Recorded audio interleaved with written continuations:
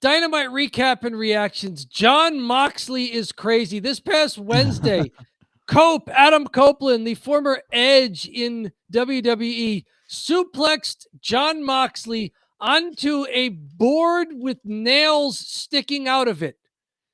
Landed back first onto this weapon that they've named Spike. And then, of course, in the middle of the match, you would think that a man being impaled on a board full of nails would end a match. No, they allowed his friends to come into the ring and remove the spiked board from his back, and the match continued. You have mentioned before that Jon Moxley occasionally enjoys the death matches. Is this even too far for that? Is it too far for AEW? The best part of this picture here is what a frame. This audience goer in the front row with the hands on the head and the grimace. I got a looking at Jon Moxley. This guy here trying to record it on his phone with his facial expression. I mean, this is what a great angle for whoever this photographer was here. This is over at Yahoo Sports. SB Nation at Yahoo Sports is bringing this to us. What say you? Is Jon Moxley going a little too far here? Did you see this live? I didn't see it live, but I saw it on the internet. Go for it. Take it away. I did want to call out the fixer. Said Jon Moxley is crazy as F for this. Yes. Crazy as a fox for this. Yes, he is. As a fox. I don't think he meant that. But yeah, so I'll tell you what. Here's the thing with the Jon Moxley spot. There has been a little bit of a movement that I can tell in the wrestling community that people are a little sick of the deathmatch stuff. Okay. I think the deathmatch stuff was probably peaked in the 90s in ECW. It was done a little bit better in ECW. I get this as a title match.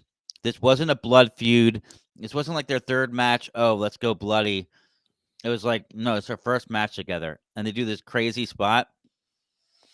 I'm not saying I don't like it. I'm saying I'm noticing modern fans are a little turned off by this stuff. Okay. When we wrestled in the Indies, we had a guy that did a blade job. And the fans would think, that didn't know anything, would think, oh, man, did he just fake cut himself? Did he just put, like, ketchup on his face? That's weird. And then but there was people that would say, other people that would know he did a blade job. It's like, he did a blade job? Like, why? There's like 50 people here, you know? So, you know, I think in conclusion, I think the modern fan is a little over this style.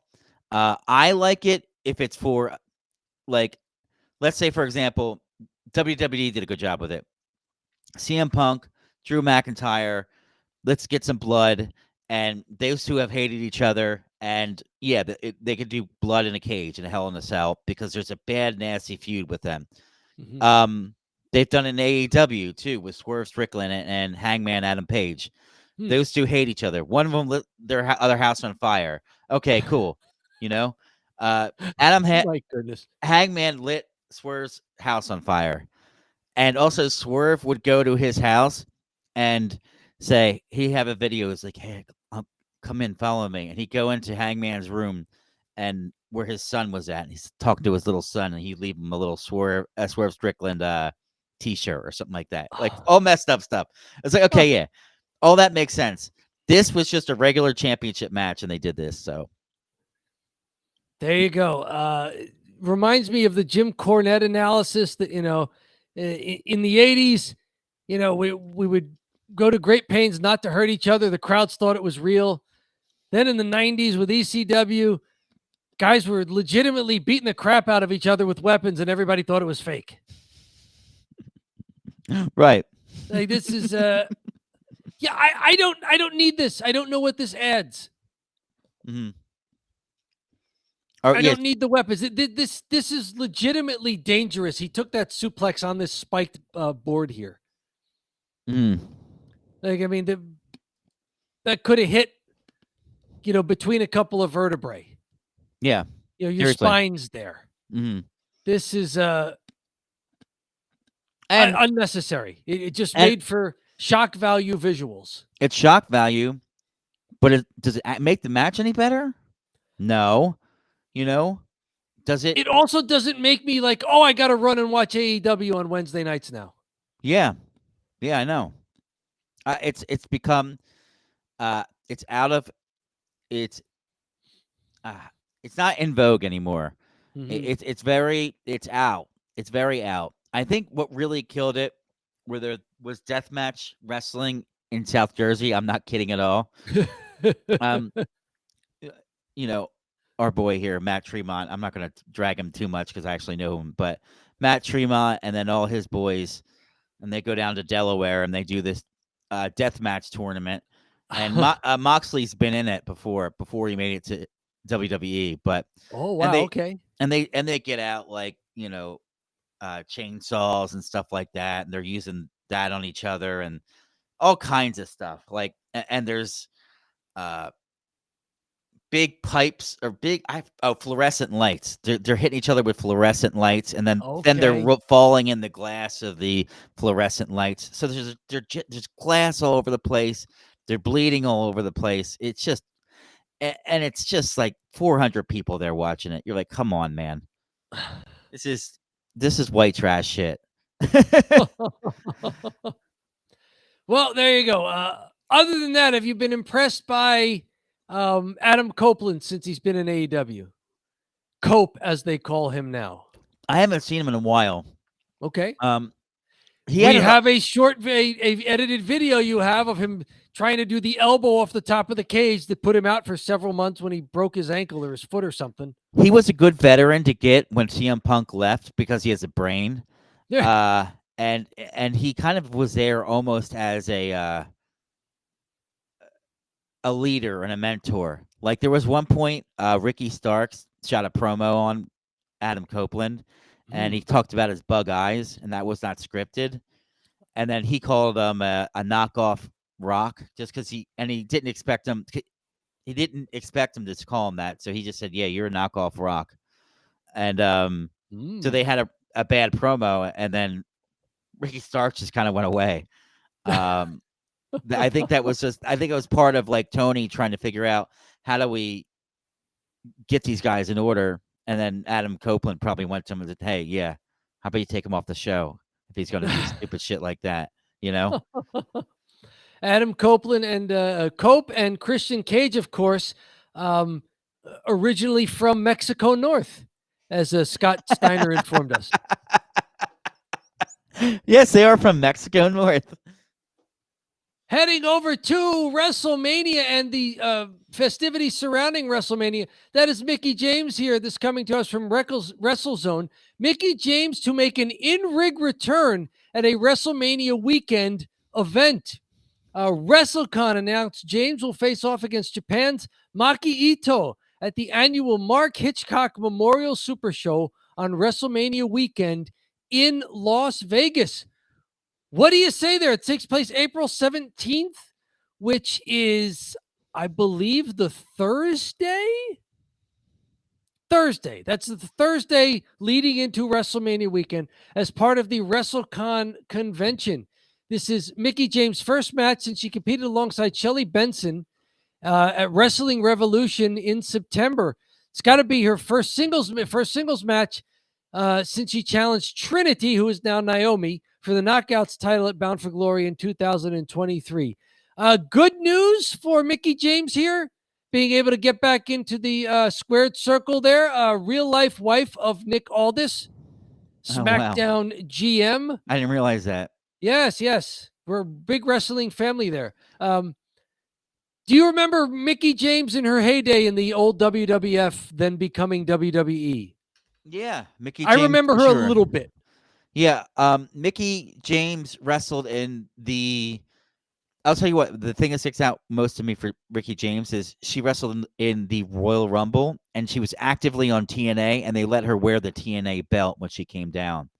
Oh. And Vince McMahon was in charge, and I couldn't believe. I thought I would never see something like that, and Vince let her do it. Wow. Okay. Yeah. We'll bring up the tweet they have embedded here. But Mickie James, so the TNA crossover is what you remember most. Do you remember her from her WWE days at all? I also remember her a little bit from TNA Impact. I've only ever seen her in these Royal Rumble run-ins. And okay. Very good. She's had a long career. And so for perhaps fans who don't know much about Mickie James, this is your chance to see her. Yes, she's older. Yes, she's not a full-time wrestler anymore. But Trish Stratus had a really impressive return recently. So it's not automatic that these veterans who are making comebacks are going to be, they're going to show a lot of rust. This may be a great performance. Happy for her getting back into the ring again and being able to do this. More stuff from WrestleMania weekend.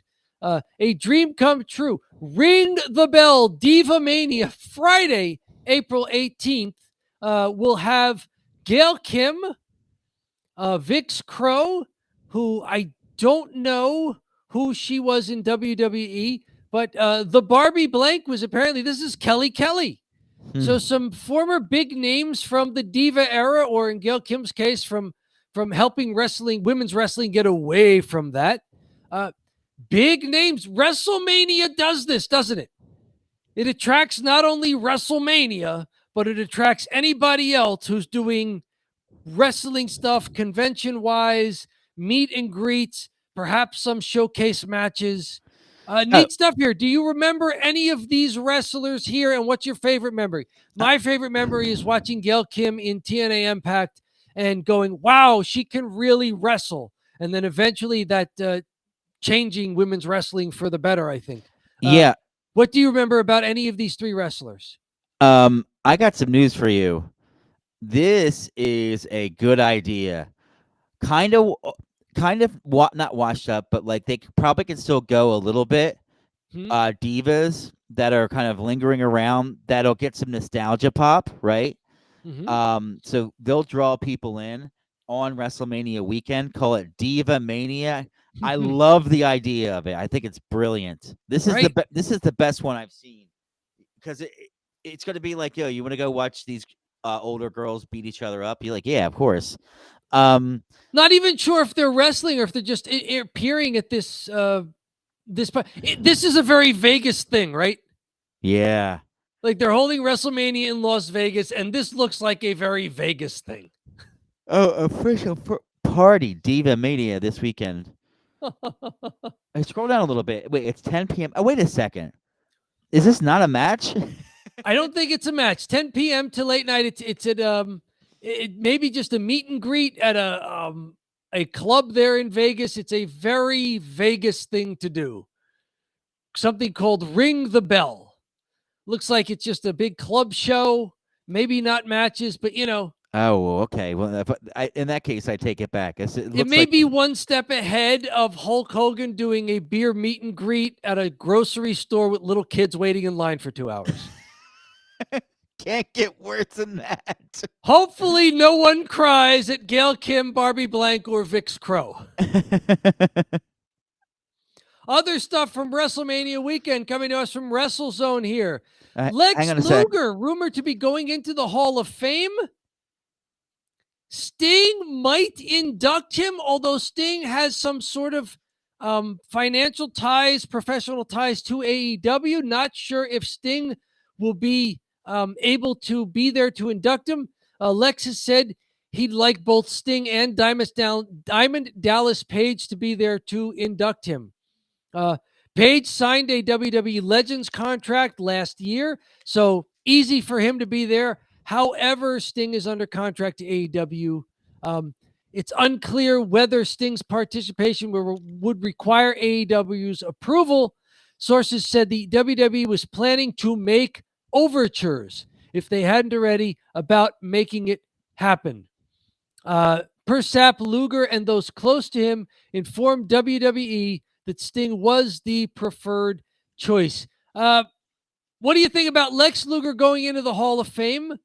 And what do you think about the possibility of Sting coming out, not to wrestle? His retirement was real, but just to show up, perhaps with his third Steiner brother looking goatee, as we heard last week from Scott Steiner, and induct Lex Luger into the WWE Hall of Fame. I wanted to weave this in. I missed this comment from our previous conversation. Sure. The biggest heat Mickie James ever got was for that gesture with Trish Stratus. Okay, I think I do remember the famous / infamous gesture. Yes, during a match, she made some sort of V shape and tongue, and yes, during a match. Oh boy. Yeah, there you go. But she was one heck of a wrestler in her own right. Mm-hmm. Yeah, she also was good. Mickie James was one of those who you started to say, oh, she's a real athlete. Mm-hmm. She could be a real wrestler here. And maybe that was part of the WWE changing. Yes. I think it would be cool if AEW lets him do it. Mm-hmm. But I think AEW should let him do it. But I also feel like if we're going to open that can, then the WWE should let people do stuff in the AEW. You never know. They might. The best case scenario right now would be if these little things, they let them do little things like this. Yeah, especially since here, Sting does have a relationship with WWE, previously had a run with WWE, was inducted into WWE Hall of Fame in 2016. So it's not like he's a total stranger to WWE. So there you go. So very good. I'm glad to see Lex Luger go in. He's had a lot of health problems post-wrestling. In some ways, amazed that he's lasted this long and he's still alive and apparently in good spirits. And we'll see how he looks at the Hall of Fame induction. It'll be nostalgic. That's really what WWE Hall of Fame is about. It's a big nostalgia. So watching Sting and Luger up there again, that would be special for a lot of perhaps longtime wrestling fans. One more with the little WrestleMania tie-ins here from WrestleZone. That's Charlotte Flair, who was involved in a very catty Zoom call with co-worker Tiffany Stratton on the SmackDown. She reveals the 3 matches she's most proud of. She couldn't pick just one, so she picked the 3 that she's most proud of. Evolution match with Becky Lynch, Survivor Series with Ronda Rousey. This must have been before Ronda Rousey was quiet quitting. And probably Asuka at WrestleMania 34. So she does sneak a WrestleMania match in there, and no surprise that, somebody like Asuka makes it in there. I don't know what the outcomes of these matches were. Do you remember any of these matches that Charlotte Flair says she is most proud of? These must have been great matches if they rank ahead of what she did for Rhea Ripley at WrestleMania 39. Surprised she didn't list calling that match for Rhea and putting Rhea over was just what a great job by Charlotte in that match. Do you remember any of these 3 and any fond memories of them? Well, maybe these are matches she won, right? Okay. so that was part of it, right? So she just listed 3 matches that she won that are her favorites. Maybe matches also most proud of. Yeah. And I'm sure those are matches she just straight up won. The Evolution match with Becky Lynch. I don't know what that was. Ronda Rousey versus her. Oh, I'm unfamiliar with a lot of these. I'm sorry. That's Survivor Series. Me too. I know all the wrestlers, but I don't remember these particular matches. I might have been checked out with WWE at this point. Right. If this was, snuck one in there. So this would have been around 2018 for WrestleMania 34, 7 years ago. Yeah, I checked out. So this was Asuka's first run with them. That's a good WrestleMania match there to talk about. But WrestleMania. Ronda Rousey also spoke highly of the same match against Charlotte Flair at Survivor Series. Me and Charlotte at Survivor Series, when we walked out to a completely hostile audience that wanted to crap all over the match, we put on such a good performance that we had them chanting, "This is awesome," by the end of it. So that ranks up there, right? If you can turn a hostile crowd and get them to appreciate what you're doing, that says something about you. So very good WrestleMania tangent auxiliary stuff there. Let's jump on over to some outside of the wrestling things going on from Front Office Sports. Seth Rollins is parlaying WWE fame into NFL commentary. Apparently a huge Chicago Bears fan. Why are he and CM Punk such frenemies then? They're both Chicago diehards. They should be like just crying in each other's beer over the Bears. Yeah, and talking about the Blackhawks, stuff like that. Bear, why not? He's apparently guest hosting Good Morning Football for 3 days next week. Spoke to Front Office Sports about his sports talk aspirations. We've seen Cody Rhodes on Game Day, College Game Day on ESPN for football. Pat McAfee, of course, jumps back and forth between announcing WWE and doing football and his sports-themed podcast radio show as well. Good move for Seth Rollins. Do you think he has the kind of personality to do this and branch out? Well, I think so. I think Seth has that kind of charisma. He has been talking on microphones in front of people for 20 years, and not just not just live, like live in front of a crowd. Yep. I think you might see a little bit more of his actual personality come out, which I don't really know because I only know the pro wrestling personality, right? Right. It'd be interesting what's the football fan and the football analyst? What does he have any keen insights into offensive line play? Yeah. He better have stuff like that, because if he doesn't, then he ain't going to make it. So yeah, he just can't cut promos on football. Rollins has appeared on Good Morning Football segments, but not the full show, several times over the past couple of years. Forged a relationship with co-host Kyle Brandt, who is also a big fan of the Bears and WWE. So this is good stuff here. Down further in this article, he mentioned his wife, fellow WWE star Becky Lynch. Rollins said she's been busy filming projects like Happy Gilmore 2 and an upcoming role in a Star Trek property that will come out on Paramount Plus. Who was missing in the Happy Gilmore 2 trailer, says ComingSoon.net? MJF and Becky Lynch. What's going on here? I want to see the pro wrestlers in the Happy Gilmore 2 trailer. This is discrimination.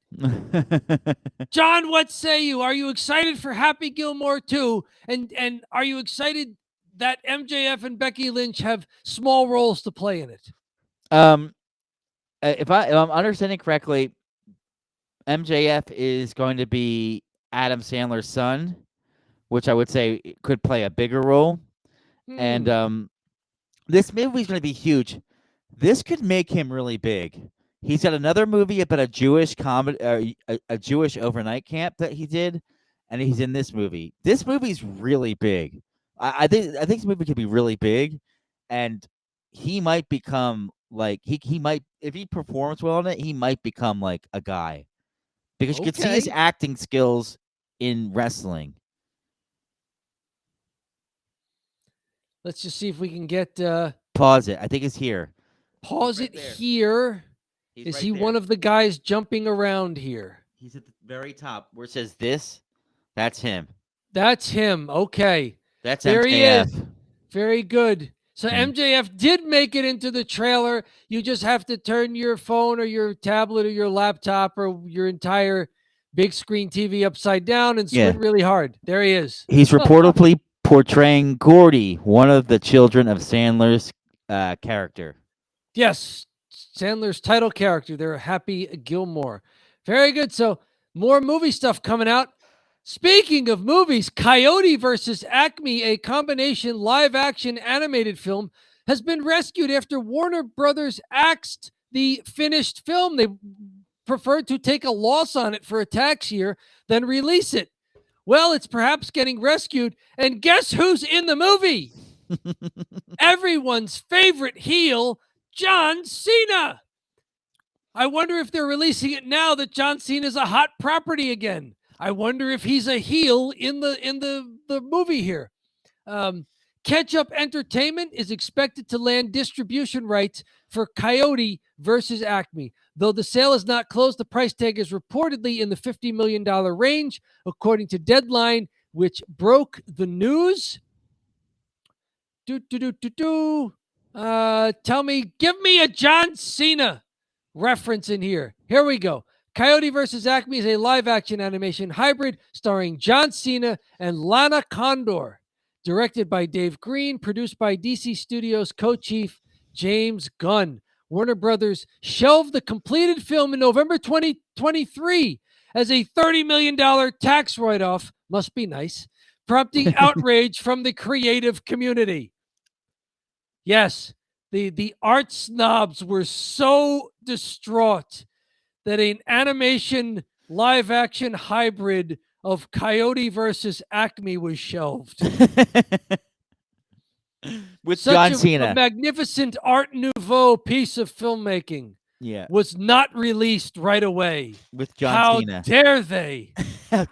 How dare they? I needed to see what John Cena could do in the screen. Right? This is why John Cena turned heel. Because he gives and he gives and he gives. And what do you do with his magnificent performance alongside cartoons? You shelve it for a $30 million tax write-off. This is why I kicked you in the nuts, Cody Rhodes. This is why he's breaking up with us. Yes. To retirement news from WrestleZone. Rob Van Dam does not like retirement matches. He prefers to just say, like, maybe, maybe not. So it gives him, a little bit of leeway if he does want to do another match, does not want to do another match. What do you think of RVD not being sure if he'll ever formally retire? He had an interview with Chris Van Vliet about this. I don't think I'll ever retire. I feel like even if I don't take wrestling bookings anymore, I don't think I'll make a big deal out of retirement. Because when wrestlers retire and then end up coming back in wrestling anyway, they say, no, I want one more match. For me, that is completely eating up the credibility that I had in wrestling and in wrestling retirement matches. What do you think of his approach to say, no, I'm not going to announce a retirement tour. I'm not going to announce a retirement match. I'm just RVD. Maybe I show up, maybe I don't. It's perfect for him, right? Maybe I it show kind up, of maybe fits I his don't. personality, right? The retirement match always felt cheap because there's always going to be another match anyway. Right, Ric Flair. With Flair, he did several retirement matches, Right, and has also threatened to wrestle John Cena after Yes. his retirement match. He's going to stop taking his blood thinner medication and fight his way to that ring, as we have covered on previous Cheap Heats. On the other hand, I know you're a big RVD fan, so this was a good one to put in here.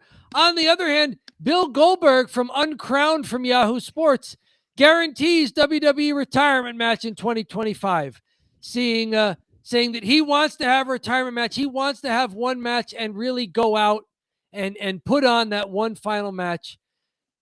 For Goldberg, for someone who hasn't wrestled in a while and who feels like he never got a proper send-off, now 58 years old, do you think that perhaps for him, it's the better idea to say, yeah, give me one more match. I'll put somebody over if need be. I'll pass the torch.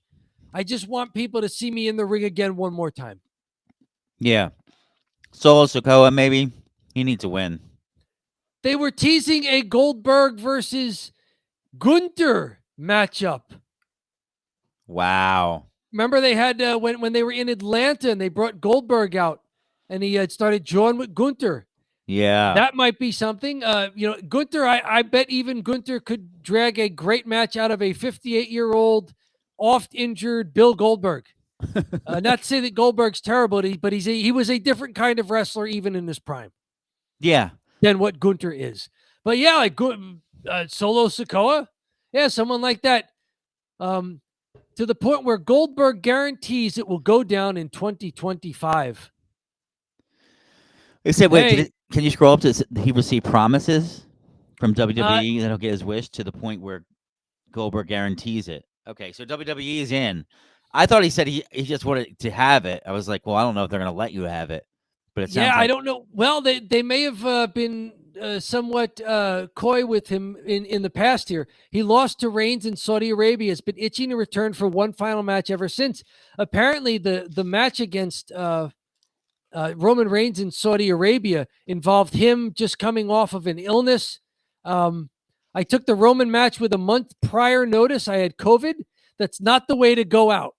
It's surely not the way to go out, and it's surely not the way to go out in Saudi Arabia, where so many of my fans couldn't be there live to watch the finale. So, mild understatement guy. Paul and WWE CEO Paul Levesque, Triple H, and I spoke. We came to agreement that in 2025 I'd have my retirement match, but he doesn't know details yet. He also said in this interview, like, he realizes that he's known as a WCW guy, even though he had an initial run with WWE from 2003 to 4, came back to the company in 2016, and has been a character often looms large in the promotion shadows for fantasy type matches. Bad Blood in 2024 in Atlanta was when he had that showdown with Gunther just on the mic, really. Yeah. So, two sides of the same issue there. For Rob Van Dam, he doesn't want to come out and say, yes, this is my retirement match, because he wants to have the flexibility to just show up places. Goldberg, on the other hand, seems to be that he always wanted a retirement match and doesn't think his last one was sufficient. So he wants maybe a chance to set it right. Sounds a lot like Sting going to AEW. Yeah. Wanted to go out on his terms, and eventually he was able to. So good for Bill Goldberg being able to do that. One more here from comingsoon.net. We mentioned Swerve Strickland earlier. This is Swerve Strickland claiming that AEW boosted CM Punk and Cody Rhodes' value. What do you think about the fact that there's now another great wrestling promotion there, and that guys that wrestle for each of them and maybe even bounce back and forth, it increases their value? Do you think that Swerve is correct here, that without going to AEW, Cody Rhodes would not be as big as he is returning to WWE? And in fact, without going to AEW, CM Punk would not have been as big heading back to WWE. What say you about Swerve's analysis there? Facts. Facts, right? Straight facts, homie. And how about Swerve Strickland being able to get out of a bad gimmick in WWE, and look what he's done in AEW? He's become a top guy in AEW. I'm watching him wrestle Jon Moxley for the title. Yeah, that's the next one, right? Swerve is the number one contender. Yeah. Former world champion there in the not too recent past. Yeah. Yeah, I totally agree. He's right. Specifically Cody Rhodes. Mm-hmm. Cody Rhodes was Stardust. He had done some stuff in, he had done some stuff for Ring of Honor. He did some stuff in New Japan that nobody really saw, although it was good. And then he went to AEW, and he was the savior there. He had the sledgehammer, and he bashed Triple H's crown, his chair. He sits on a throne, Triple H. And so they made the throne as he came out, and Cody Rhodes took a sledgehammer and bashed it and broke it. Yeah. No, he was the one that talked the most shit about WWE, Cody Rhodes. He trashed Punker too. He'd always trash him.